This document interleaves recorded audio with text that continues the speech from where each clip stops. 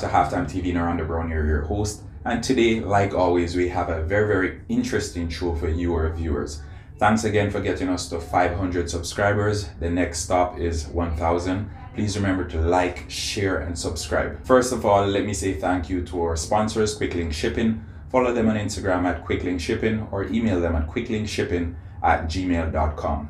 RS Sports Store, get in the game. Follow them on Instagram at RS Sports Store. Last but not least, CSA Shop. CSA Shop, be free, be confident. Located in the heart of Mandeville.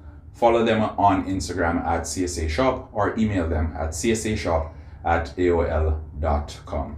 Now let's get straight to it. The Reggae Boyz had a mini tour of Asia recently concluded, and we wanted to dissect it somewhat. We did reviews on the games, but more importantly, we want to go into details. What did we learn from the Reggae Boyz trip to Japan? Well, what can we take from these experiences and apply them going forward? I'll delve into the pros and the cons of the Reggae Boyz Asian trip in this week's episode. Pro number one, there was good competition for places. We saw debutants like Wes Harding as well as Blair Turgott, and Damien Lowe proved that he's another option that the coach can utilize whenever called upon. Overall, the debutants gave a good account of themselves, and it was good to see them coming into the team and having the impact they did on the day.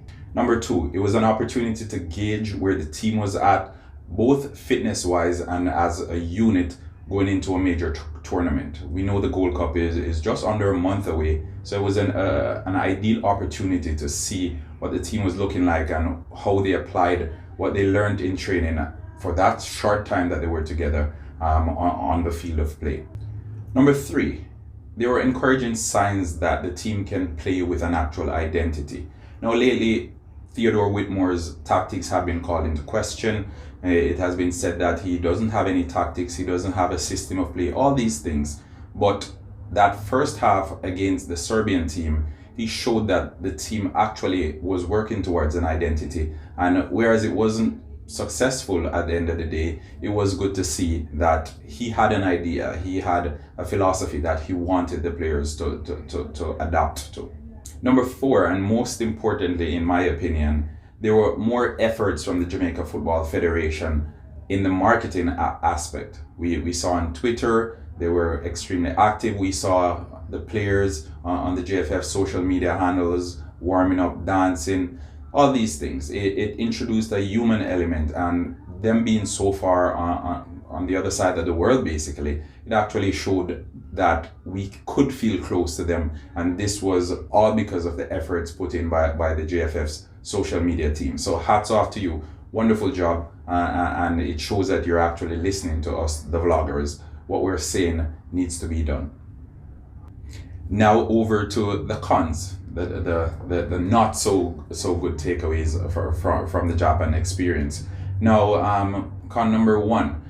This organization cost us a game. Although the Japanese Football Federation took responsibility for the wrong COVID test that was administered by some members of the Jamaica football team, the JFF needs to shoulder some of that blame as well. Because had they gone through the necessary channels as it relates to communication, we would not have been in that situation in the first place. And you know what they say, your reputation speaks for you. I think it was Benjamin Franklin who said it takes 1,000,000 good deeds to make a good reputation, but it only takes one bad deed, to ruin that reputation. So I can imagine the rebuilding process that the JFF has to work on if they are to regain the trust and to rebuild that reputation that they've done so many bad deeds to ruin. Takeaway number two, new is not always better. Going into a major tournament, maybe now isn't the ideal time to experiment with new strategies and tactics. We saw Theodore Whitmore, as I mentioned before, implemented new tactics for the guys who were coming into the setup, and previous times it was counter-attacking football. It was sitting deep, kicking it long, finding that focal point to hold up play and to bring winners into the game. We were doing high press football in that Serbia game. We were knocking the ball around. We were keeping the ball for the most part, and we were creating chances. Maybe now isn't the right time to be trying new things, and maybe we should be bringing the new players into the old way of doing it, the same old way that took us to the final a few years ago.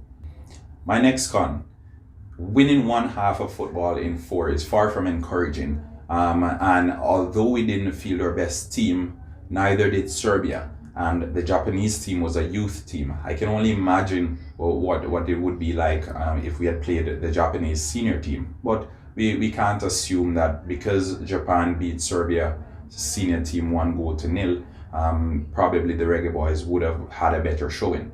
At the end of the day, we went out there, we tried to play something different. It didn't work out. We won one half of football, which equates to 25% win ratio, and that doesn't make for good reading in any way or form. So I think that was a low point as well. It was encouraging to begin with, but it went downhill, and it went downhill fast. Number 4, the emotional hypocrisy of the fans. A lot of the fans, they were active on social media. They were saying, if this is the result, or if this is what we're to expect, might as well we play the local players, and this is because things were going bad. But when things are going right, they're saying this is the reason we brought in the English players. Fans, make your mind up. You need to be supporting your team, and you need to be supporting your team regardless. Each and every one of these players are Jamaicans. At the end of the day, when they don that black, green and gold and go out on the field of play, they're representing Jamaica. Whichever way you want to put it, they are Jamaicans. Overall, I think the positives make more sense than the negatives, and we can only get better from here on. We can use this as a stepping stone to propel ourselves into the Gold Cup in a few weeks' time. And it is said that you learn more from failure than you do from success.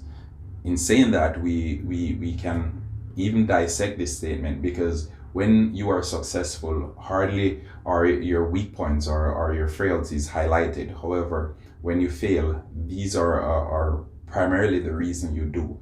And in the end, I think that's what the Reggae Boyz need to do. They need to take the positives, and they need to work on those minute details that need to be addressed. And come the Gold Cup, we should be optimistic, because indeed the team will do well. Thanks for tuning into this week's episode. Please remember to like, share, and subscribe. Get us to 1,000. We appreciate all the love and the support. If you have any comments or feedback whatsoever, please leave it in the comment section. And check out our previous videos. We have a ton load on the Reggae Boyz, and we will be keeping the content relevant and informative for the next few months. Thanks for tuning in again. Naranda Brown here saying, until next time.